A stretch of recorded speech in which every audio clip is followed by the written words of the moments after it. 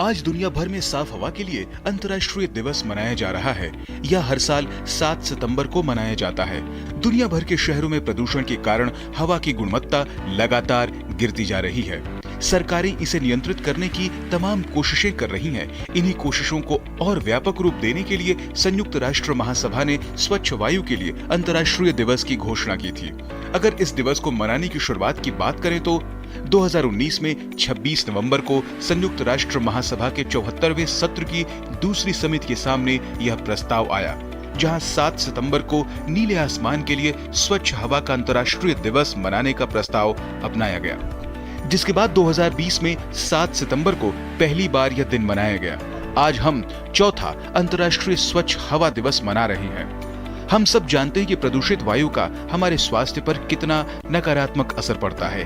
वाहनों, उद्योगों और अन्य तमाम तरीकों से प्रदूषित हो रही हवा दुनिया के कई बड़े शहरों में चिंता का कारण बनी हुई है। वातावरण में होने वाली बीमारी के बोझ में वायु प्रदूषण सबसे बड़ा भागीदार है।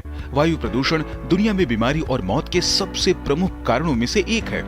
WHO की एक चेतावनी के मुताबिक दुनिया की 99% आबादी प्रदूषित हवा में सांस ले रही है। WHO और लैंसेट प्लैनेटरी हेल्थ के अनुसार वायु प्रदूषण के कारण हर साल 70 लाख लोग जान गंवाते हैं।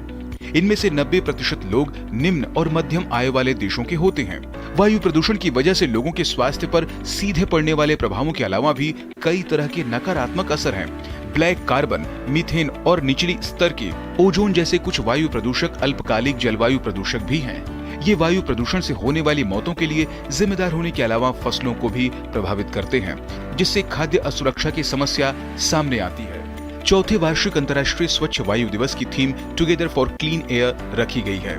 इस दिन को मनाने का मकसद है वायु प्रदूषण पर काबू पाने के लिए मजबूत साझेदारी को बढ़ावा देना। साथ ही यह इसमें निवेश को बढ़ाने और साझा जिम्मेदारी की तत्काल आवश्यकता पर जोर डालता है। प्रस्ताव में सभी स्तरों पर सार्वजनिक जागरूकता को बढ़ाने के महत्व पर भी बल दिया गया है। इसमें वायु गुणवत्ता में सुधार के लिए कार्यों को बढ़ावा देने की भी तत्काल आवश्यकता बताई गई है।